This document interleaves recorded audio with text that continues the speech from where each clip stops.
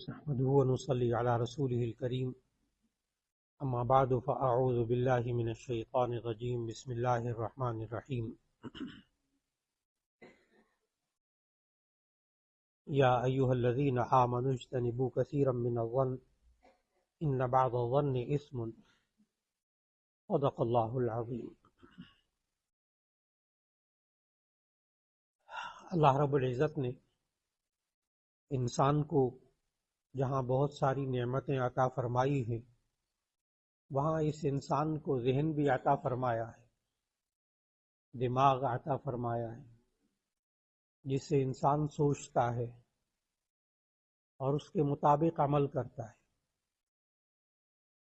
یہ دماغ، یہ ذہنی صلاحیتیں انسان کی بہت اچھی ہو، ذہن پرسکون ہو تو انسان کے اعمال بھی درست رہتے ہیں، اور اگر انسان کا ذہن پریشان ہو یا اس کے ذہن میں دکھ ہو یا کوئی بوجھ ہو یا کوئی اللہ نہ کرے بیماری ہو تو یہی انسان کا ذہن ہے جو کہ انسان کے اندر اس کیفیت کو پیدا کر دیتا ہے کہ انسان کے اپنے اعمال درست نہیں رہتے۔ ان ذہنی کیفیتوں میں سے اللہ نے انسان کے اندر یہ کیفیت رکھی ہے کہ اس کے ذہن میں خیالات آتے ہیں۔ یہ انسان بس اوقات ان وسوسوں، ان خیالات کی وجہ سے بہت پریشان رہتا ہے، کہیں گناہ تو نہیں ہو جاتا۔ بہت سے لوگ سوال کرتے ہیں کہ ہم نماز کے اندر ہوتے ہیں، نماز میں وسوسے آتے ہیں، ایسی صورت میں کیا ہماری نماز ہو جاتی ہے؟ بہت پریشان لوگ۔ یہ وسوسے، یہ خیالات انسان کے اندر آئیں ایک خاص مقدار کی حد تک تو یہ انسان کے لیے مفید ہے، انسان زندگی اسی پہ گزارتا ہے۔ اور یہ جو خیالات انسان کے ذہن میں آتے ہیں یہ دو ظاہری طریقے ہیں اور دو باطنی طریقے ہیں۔ دو ظاہری راستے ہیں اور دو ایسے باطنی راستے ہیں جو نظر نہیں آتے۔ جو دو ظاہری راستے ہیں وہ انسان کے دو کان ہیں، یہاں سے سنتا ہے، اندر دماغ میں خیالات آتے ہیں۔ اور دوسرا راستہ خیالات کے آنے کا ظاہری، وہ انسان کی دو آنکھیں ہیں جس سے دیکھتا ہے اور خیالات آتے ہیں اندر دماغ میں۔ یہ بھی اللہ نے انسان کے اندر رکھے۔ پھر دو باطنی راستے ہیں جو انسان کو نظر نہیں آتے۔ ایک وہ جو شیطان انسان کے اندر وسوسے اور خیالات ڈالتا ہے۔ شیطان جنات میں سے ہے اور اللہ نے شیطان کو اس بات کی طاقت دی ہے کہ وہ انسان کے ذہن میں کوئی بات ڈال دے۔ یہ بات آخری سورت سورہ والناس سے ثابت ہے۔ الذی یوسوس فی صدور الناس من الجنۃ والناس۔ تو یہ شیطان چپکے سے وسوسے ڈالتا ہے، خیالات ڈالتا ہے۔ یہ ایک باطنی طریقہ ہے، ہمیں نظر نہیں آتا، اور یہ بھی اللہ کا نظام بنایا ہوا ہے۔ اور دوسرا طریقہ جس سے خیالات انسان کے اندر آتے ہیں وہ ہے کہ اللہ انسان کے دل کے اندر ڈالتا ہے۔ فَأَلْهَمَهَا فُجُورَهَا وَتَقْوَاهَا۔ اللہ دل میں بات ڈالے تو اسے الہام کہتے ہیں۔ اسے الہام، قرآن مجید کی زبان میں سے الہام، الہمہا فجورہا وتقواہا۔ اللہ یہ بات ڈالے کہ یہ اچھی بات ہے، دیکھو کرو، یہ اللہ دل میں ڈالتا ہے۔ اور اللہ بری بات بھی دل میں ڈالتا ہے، یہ بتانے کے لیے کہ بچو یہ بری بات ہے۔ اللہ اچھی بات بھی ڈالتا ہے، بری بات بھی ڈالتا ہے۔ بعض حضرات سوچتے ہیں کہ اللہ تو اچھی بات ہی ڈالتا ہے نا، اللہ بری باتیں کہاں ڈالتا ہوں؟ نہیں، قرآن مجید میں اللہ نے خود کہا فَأَلْهَمَهَا فُجُورَهَا وَتَقْوَاهَا، وہ اللہ انسان کے اندر اچھی باتیں بھی ڈالتا ہے، بری باتیں بھی ڈالتا ہے۔ اچھی باتیں کیوں ڈالتا ہے؟ تاکہ تم کرو۔ بری باتیں اللہ کیوں ذہن میں ڈالتا ہے؟ تاکہ تم بچو۔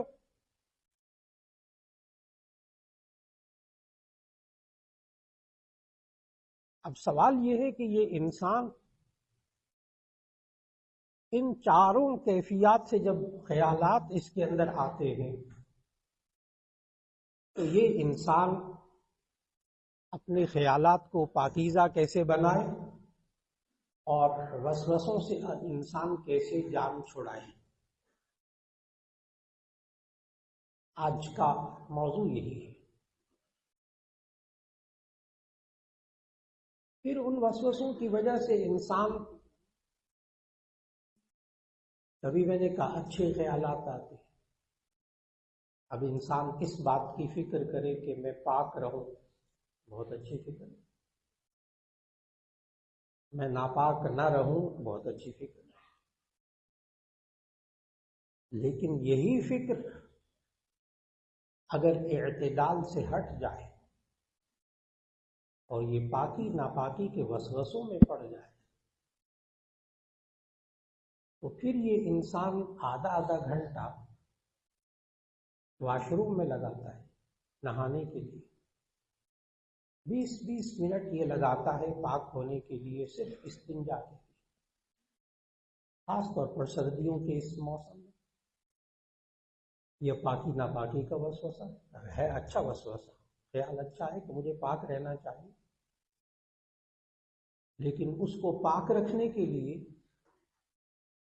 انسان اس وسوسے، ان خیالات میں جب شیطان کی اتباع کرتا ہے پریشان رہتا ہے، اور جب رحمان کی اتباع کرتا ہے پریشان نہیں ہوگا۔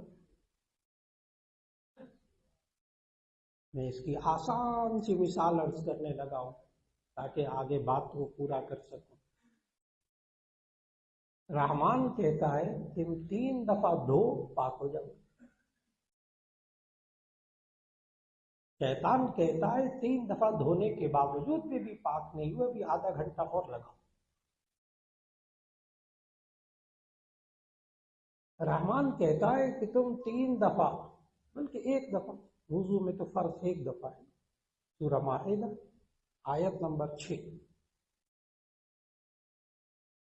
سورہ مائدہ آیت نمبر 6، یا ایھا الذین آمنوا اذا قمتم الی الصلاۃ فاغسلوا وجوہکم وایدیکم الی المرافق وامسحوا برؤوسکم وارجلکم الی الکعبین۔ ایمان والو، جب تم نماز کا ارادہ کرو، فاغسلوا وجوہکم، اپنے چہروں کو دھو دو، ایک فرض۔ فاغسلوا وجوہکم، اپنے چہروں کو دھو لو، 1 مرتبہ دھونا فرض، 3 مرتبہ دھونا سنت۔ وایدیکم الی المرافق، اور اپنے ہاتھوں کو کونیوں سمیت دھو لو، 1 مرتبہ فرض، 3 مرتبہ سنت۔ وامسحوا برؤوسکم، تم اپنے سروں پر مسح کر لو، 1 مرتبہ فرض۔ سارے سر کا مسح کرنا سنت، چوتھائی سر کا مسح کرنا فرض۔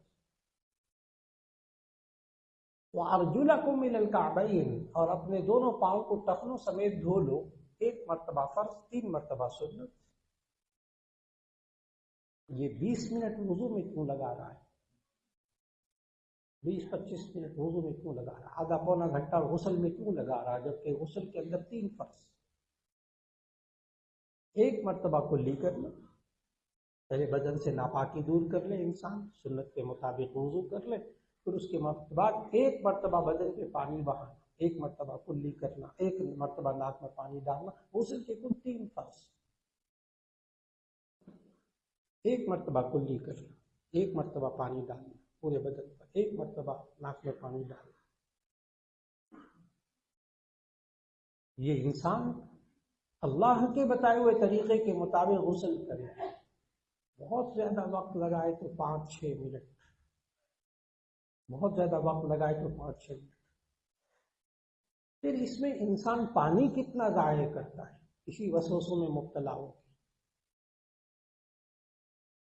جامع ترمذی کی حدیث ان النبی صلی اللہ علیہ وسلم کان یتوضأ بالمد ویغتسل بالصاع، نبی صلی اللہ علیہ وسلم ایک مد پانی سے وضو کرتے تھے اور ایک صاع پانی سے غسل کرتے تھے. ایک مد پانی، مد پیمانہ 400 ملی لیٹر، آدھا لیٹر سے کم. 1 لیٹر سے 800 ملی لیٹر، 1 لیٹر سے 200 ملی لیٹر کم، یعنی 1 کلو سے 200 گرام کم. چلیے 1 لیٹر لے، 1 لیٹر پانی سے یہ انسان 1 لیٹر کی بوتل لے اور سنت کے مطابق مکمل وضو کرے. یہ انسان سوچے کہ ٹوٹی کھول کر، مسجدوں میں بھی ٹوٹی کھول کر کتنا یہ پانی ضائع کرتا ہے، ضائع کرتا ہے. اور 1 صاع یہ کل بنتا ہے 3.5 لیٹر پانی. 3.5 لیٹر پانی جو ہماری عام بالٹی ہوتی ہے یہ 20 لیٹر سے کم کی نہیں ہوتی. آپ کا جو عام ڈسپینسر کے اوپر جو آپ بوتل لگاتے ہیں وہ بھی 18-19 لیٹر کی ہوتی، بالٹی سے ذرا بڑی ہوتی. نبی صلی اللہ علیہ وسلم غسل فرماتے تھے مکمل طریقے سے 3.5 لیٹر پانی سے. اور جو شاور کھولنے کے بعد پانی ضائع کرنا وسوسوں کی وجہ سے، یہ آج ہمارے گھروں کا مسئلہ اور نوجوانوں کا مسئلہ، شادی شدہ لوگوں کا مسئلہ، نوجوان بچوں اور بچیوں کا مسئلہ. اور ایک عجیب بات بتانے لگا ہوں کہ وسوسہ زیادہ تر متقی بچے، نوجوان بچے اور بچیوں میں ہوتا ہے. پرہیزگار جو پاکی ناپاکی کی فکر ہی نہیں کرتے، ان کو تو فکر ہی نہیں، تو مسئلہ ہی ختم. یہ ایک عجیب بات ہے. لیکن متقی تقوی وہ معتبر ہے جو اللہ اور اس کے رسول صلی اللہ علیہ وسلم کے حکم کے مطابق ہو، اور جو اللہ اور اس کے رسول صلی اللہ علیہ وسلم کے حکم کے خلاف ہو وہ تقوی نہیں ہے، وہ کچھ اور ہے. تقوی صرف اور صرف اللہ اور اس کے رسول صلی اللہ علیہ وسلم کے حکم کے مطابق جو بات ہوگی. ان حدود سے باہر نکلیں گے تو وہ تقوی نہیں ہوگا، کچھ اور ہوگا. بالکل اسی طرح پاکی ناپاکی کے وسوسوں کے اندر بچوں کی تربیت، بچوں کو غسل کے فرائض بتائے جائیں، سنتیں بتائی جائیں. سنت طریقہ غسل کا کیا؟ آسان طریقہ. اور نبی صلی اللہ علیہ وسلم نے بخاری شریف کی حدیث کہ مروا اولادکم بالصلاۃ وهم ابناء 7، کہ تم اپنے بچوں کو نماز کا حکم دو جب وہ 7 سال کے ہو جائیں. اس کا مطلب یہ ہوا کہ 7 سال کے بچے کو 100% سنت کے مطابق وضو کرنا آنا چاہیے اور 100% سنت کے مطابق غسل کرنا آنا چاہیے. اور یہ 7 سال کا بچہ کتنا ہوتا ہے؟ ہم کلاس 1 میں بچے کو داخل کرتے ہیں 5 سال کی عمر میں، لہذا 7 سال کا بچہ ہوگا زیادہ تر کلاس 2 کے آخر میں یا کلاس 3 کے شروع میں. یعنی کلاس 2 اور 3 کے بچے کو شریعت کے مطابق، بخاری شریف کی اس حدیث کے مطابق اس کو نماز مکمل آنی چاہیے اور اس کو وضو اور غسل کا طریقہ مکمل آنا چاہیے. ابھی نماز فرض ہونے میں 7 سال باقی. اتنی پہلے سے ٹریننگ کی ضرورت ہے. بہت سے حضرات کہتے ہیں جوان بچوں کو کیسے سمجھایا، غسل کا طریقہ اور یہ وضو کا طریقہ میں بڑا خیال آتا ہے. یہ جوان بچوں کو بچیوں کو نہیں سمجھانا، یہ تو 7 سال کی عمر میں سمجھانا، کلاس 2-3 کے بچے کو سمجھانا ہے. اور الحمدللہ ایسے دینی ادارے موجود بہت سارے کہ جو 6-7 سال کے بچے کو آج ناظرہ قرآن مجید تجوید کے ساتھ مکمل کرا رہے ہیں. لائن لگی ہوئی اداروں، 7 سال کا بچہ، 7 سال کی بچی مکمل دیکھ کر ناظرہ قرآن مجید تجوید کے ساتھ بالکل ٹھیک پڑھ رہے. اور 7 سال کے بچے کو وہ مکمل طور پر وضو اور غسل کا طریقہ سنت کے مطابق سکھا چکے ہیں۔ ابھی حال ہی میں کراچی میں ایک ادارے میں جانا ہوا، 3,500 بچہ اس اسلامک اسکول کے اندر، کئی شاخیں ایک جگہ جمع کیا ہوا تھا، انہوں نے سالانہ ان کے کانوکیشن تھا، تو وہاں جانا ہوا۔ انہوں نے اسٹیج کے اوپر انہوں نے مد، جو نبی صلی اللہ علیہ وسلم جتنے پانی سے وضو کرتے تھے، وہ مد کے پلاسٹک کے برتن بنائے ہوئے تھے، اتنے سے پیالے پلاسٹک کے، اور کہتے تھے کہ ہماری ساری ٹوٹیوں کے اوپر جتنے ہمارے بچوں کی وضو کی جگہ، وہاں ہم نے مد پانی رکھا ہوا ہے، بچہ ایک مد پانی لیتا ہے اور سنت کے مطابق اس سے پورا وضو کرتا ہے، اور ابھی آپ کو اسٹیج پر کر کے دکھائے گا۔ چنانچہ وہ ٹب لایا گیا اور ایک مد پانی لایا گیا۔ میں کہتا ہوں اس بچے نے ایک کمی نہیں چھوڑی، ایک کمی نہیں چھوڑی۔ کہنے کہ ہمارے 3,500 بچہ اسی طرح وضو کرتے۔ اب کوئی مشکل کام نہیں، بچوں کو جو مرضی سکھائے، بچوں کو کبھی بے وقوف نہ سمجھیے گا، کم عقل نہ سمجھیے۔ نفسیات کی کتابیں، سائیکالوجی کی کتابیں بھری ہوئی ہیں ان جملوں سے جو میں آپ کہنے لگا ہوں۔ کبھی بچوں یہ نہ سمجھے، چھوٹے چھوٹے بچے ہوتے ہیں، ان کو کیا سمجھانا، نماز وضو کا ہے، چھوٹے بچے ہو جائیں بڑے پھر سمجھائیں۔ میں نے کہا بچوں کو کبھی کم عقل، چھوٹے بچوں کو کبھی کم عقل، بڑے تو ہے بہت ہی ہوشیار ہیں، ان کو کبھی کم عقل نہ سمجھے، کمزور نہ سمجھے ذہنی اعتبار سے، ان کو سکھائیے، اس لیے کہ نفسیات کی کتابیں بھری ہوئی ہیں ان باتوں سے،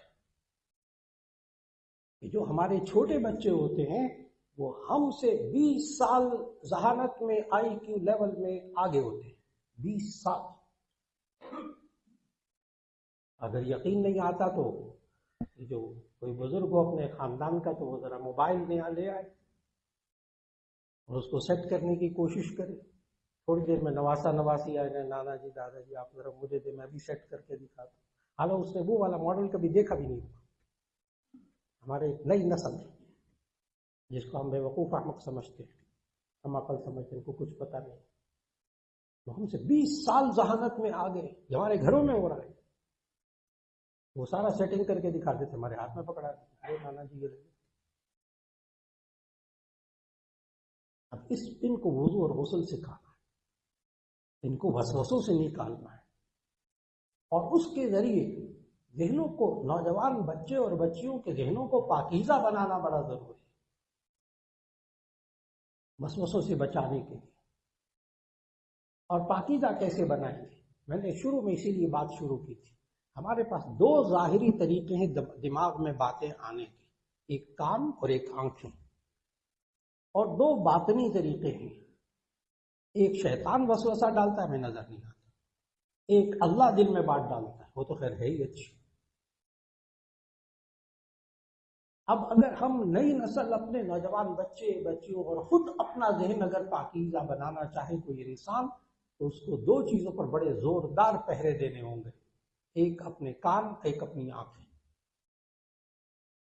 جتنا اپنے کانوں کو اور اپنی آنکھوں کو پاکیزہ بنا لے یہ انسان، اتنا اندر ریکارڈنگ، ایک بہت آسان سی بات، کیونکہ موبائل کی دنیا ہے، بہت آگے، موبائل سے بھی بہت آگے جاتے، چھوٹے چھوٹے نوجوان بچے بھی سمجھ جائیں گے یہ بات۔ ہم اپنے موبائل کے اندر آڈیو ویڈیو ریکارڈنگ، ادھر کی باتیں ادھر کی باتیں کر لیں، کانوں کے ذریعے آڈیو ریکارڈنگ، آنکھوں کے ذریعے اندر ویڈیو ریکارڈنگ۔ ہم اپنے موبائل کے اندر ادھر ادھر کی باتیں ریکارڈ کر لیں، اس کے بعد جب ری پلے کریں نا، تو اس میں سے مکہ مدینہ نظر آتا ہے، اور اس میں سے قاری سدیس کی تلاوت سنائی دیتی ہے، حالانکہ یہ دونوں چیزیں ہم نے ریکارڈ نہیں کی۔ ہمارے موبائلوں میں ایسا نہیں ہوتا، وہ تو اس میں جو ریکارڈ کریں گے وہی ری پلے ہوگا۔ پھر ہم اپنے ذہنوں کو کیوں نہیں سمجھ پاتے کہ جو دیکھیں گے، جو سنیں گے، جو آڈیو ویڈیو ریکارڈنگ ہوگی، وہی اندر خیالات ہوں گے۔ اب نہ یہ انسان اپنے دیکھنے کی چیزوں کو پاکیزہ بنانے پر آ رہا ہے، نہ سننے کی چیزوں کو پاکیزہ بنانے پر آ رہا ہے، کہتا ہے میرے خیالات پاکیزہ ہونے چاہیے۔ عربی میں ایک آسان سا جملہ ہے، بہت سیدھا سا جملہ عربی کے اندر، کل اناء یضع بما فیہ، ہر برتن میں سے وہی نکلتا ہے جو برتن کے اندر ہوتا ہے۔ آپ برتن میں پانی ڈالیں گے اس میں سے دودھ تو نہیں نکلے گا، پانی نکلے گا، آپ نے ڈالا کیا اس میں؟ یہ انسان ذہن میں ڈالتا گیا، اور پھر اس کے ساتھ ساتھ ایک تو سننے اور دیکھنے کی چیزیں، ایک ماحول ہے، ماحول سوسائٹی، کس جگہ میں یہ بچہ بچی اٹھتے بیٹھتے، کس ادارے سے کس ادارے میں کن دوستوں میں بیٹھ کر، کس طرح کے وہ سکول ہیں، کس طرح کے استاد ہیں، گھر کا ماحول کس طرح ہے۔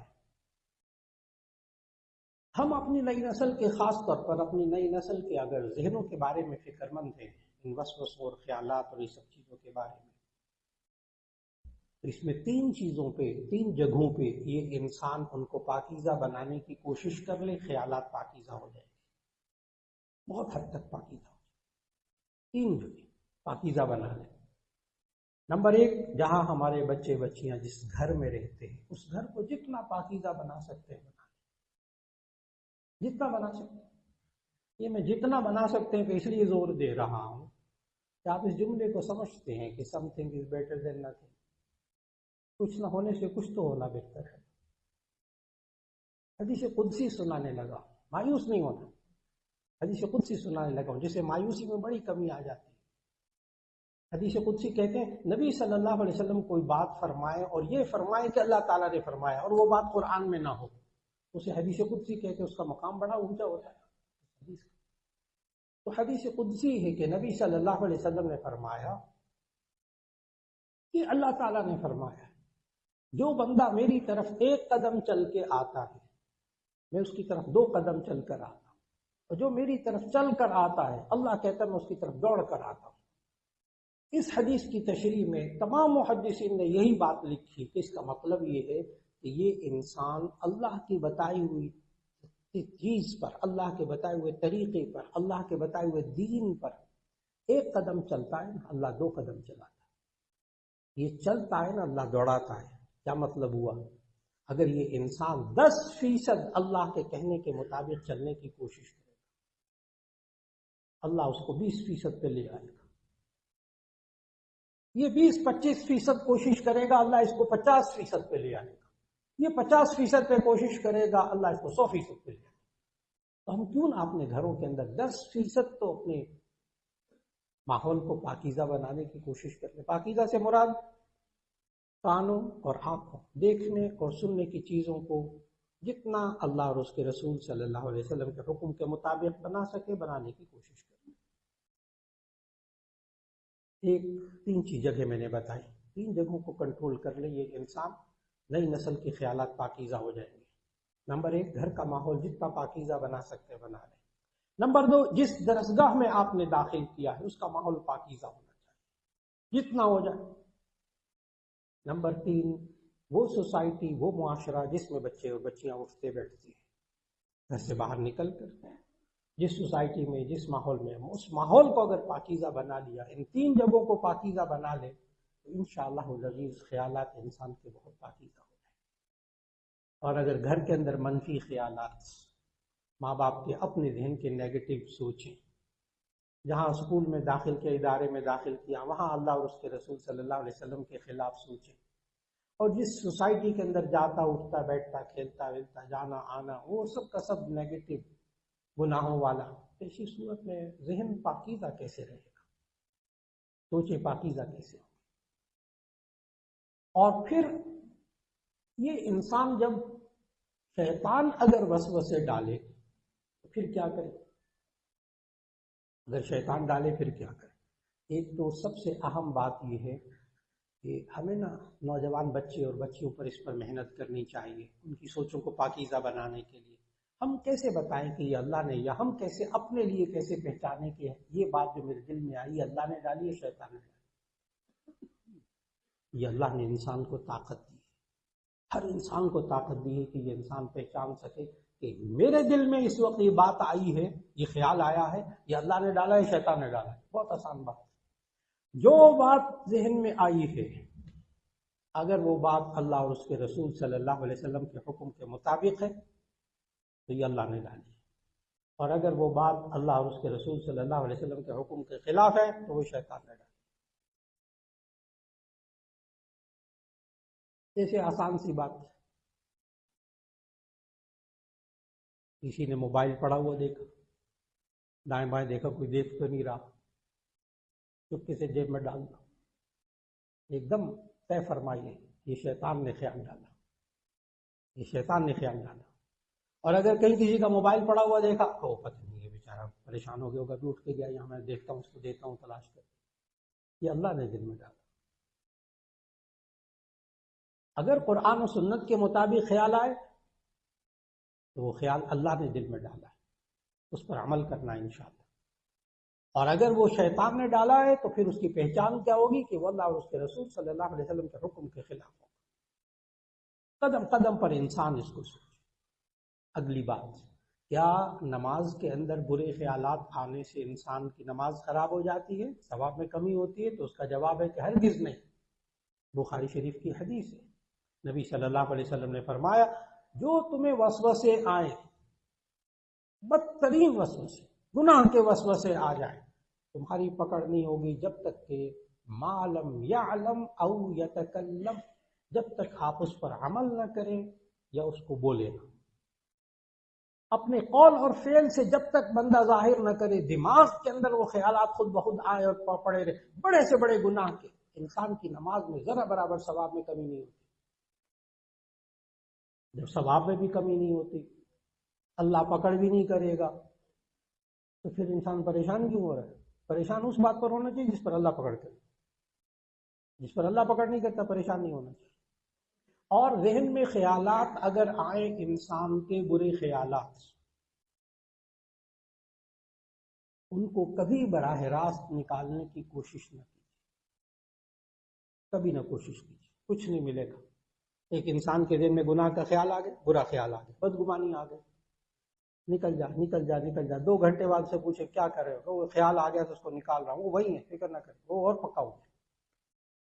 نہیں، اب پھر اس کا علاج کیا؟ میں نے کہا کہ ڈائریکٹ کبھی بھی ذہن سے برے خیال کو نہ نکالیں، نکالنے کی کوشش بھی نہ کریں۔ پھر کیا کریں؟ اب اللہ نے انسان کے ذہن کو ایسا بنایا ہے کہ ایک وقت میں ایک خیال انسان کے ذہن میں رہ سکتا ہے، 2 خیال نہیں رہ سکتے۔ ہر انسان کو اللہ نے ایسا بنایا۔ ڈبل مائنڈڈ انسان، کبھی کبھی 2 خیالات آ جائیں تو کوئی بات نہیں، ہر وقت ڈبل مائنڈڈ ہو تو وہ انسان نارمل نہیں ہے، وہ تو راستہ بھول جاتا ہے بار بار، اس کو قوت فیصلہ بھی اس کے اندر نہیں ہوتی، وہ تو نارمل زندگی نہیں گزار سکتا۔ اللہ نے نارمل انسان کے اندر، عام ہر انسان کے اندر ایک وقت میں ایک خیال ذہن میں رہ سکتا ہے۔ میں نے 2 باتیں بتائیں، ایک تو یہ کہ برے خیال کو، گناہ کے خیال کو ڈائریکٹ کبھی نہیں نکالنا چاہیے، وہ اور جم جائے گا۔ نمبر 2، ایک انسان کے ذہن میں ایک وقت میں ایک خیال رہتا ہے۔ اب اگلی آخری بات عرض کرنے لگا کہ انسان کو اللہ نے اس بات پر طاقت دی ہوئی ہے کہ وہ کوئی خیال اچھا لانا چاہے تو لا سکتا ہے، اس بات کی انسان کو اللہ نے طاقت دی ہوئی، لہذا تجربہ کر کے دیکھنے کی ضرورت ہے۔ جب کبھی خیالات ایسے آئیں گناہ کے خیالات، انسان اپنے ذہن میں اچھے خیالات لے کر آئے، قرآن مجید کی تلاوت شروع کر دیں، اچھی کتاب کا مطالعہ شروع کر دیں، اچھی باتیں سننے شروع کر دیں۔ دعویٰ ہے اس بات کا کہ فوراً اس کے ذہن سے برا خیال نکل جائے گا، اس لیے کہ ایک وقت میں ایک خیال ذہن میں رہ سکتا ہے۔ برے آنے والے خیالات کو ہم روک نہیں سکتے، اچھا خیال دماغ میں لا سکتے ہیں، اللہ نے قدرت دی ہے، تو اچھا خیال لے آئیے، برا خیال خود بخود رخصت ہو جائے گا۔ اور یہ سب انسان اپنے گھروں میں یہی کام کرتے ہیں، ہر انسان یہی کام کرتا ہے۔ جب پریشان ہوتا ہے، ڈپریشن میں ہوتا ہے، بہت زیادہ اینگزائٹی، پتہ نہیں کیا کچھ، بس مولانا میں ڈرامہ شرما دیکھ لیتا ہوں، فلمیں دیکھ لیتا ہوں تو مجھے سکون ملتا ہے۔ ہوتا کیا ہے، وہ جو ذہن پریشان ہوتا ہے اس کی جگہ وہ ڈرامے کے خیالات کو ذہن میں لاتا ہے، وہ برے خیالات، وہ غم کے خیالات ذرا ہٹ جاتے ہیں، کہتے ہیں مجھے سکون ملا، بالکل وہی کام کیا ہے نا۔ تو اب ڈرامے اور فلمیں ذہن میں لانے کے بجائے اگر اللہ کی کتاب، اللہ اور اس کے رسول صلی اللہ علیہ وسلم کی اچھی اچھی باتیں، قرآن حکیم کا ترجمہ، اس کی تلاوت، کوئی اچھی محفل ہو جائے وہاں بیٹھنا ہو، کوئی اچھی باتیں ہوں، کوئی اچھی باتیں سن لے بندہ، ایسی صورت کے اندر یقینی طور پر اس کے اندر سے برے خیالات نکلیں گے اور اچھے خیالات اس کے اندر آئیں گے۔ آج وقت کی بہت بڑی ضرورت ہے، اور خاص طور پر سردیوں کے موسم میں جو آج کل چل رہا ہے، وسوسے کی کیفیت۔ 3 دفعہ استنجا کرتے ہوئے 3 دفعہ استنجا کرے، اس کے بعد بندہ وسوسے باہر نکل آئے۔ 3 دفعہ وضو کرے، یعنی وضو میں 3 دفعہ اعضاء کو دھویا، اس کے بعد شیطان کے کہنے پر نہیں عمل کرنا، واش روم سے واپس آ جائے۔ غسل کرتے ہوئے 3 دفعہ نہایا دھویا، بس ٹھیک ہے، 3 فرضوں پر عمل کیا، باہر آ جائے۔ یہ بچوں کو بھی عادت ڈالی جائے، نوجوان بچوں کو بھی، بچیوں کو بھی۔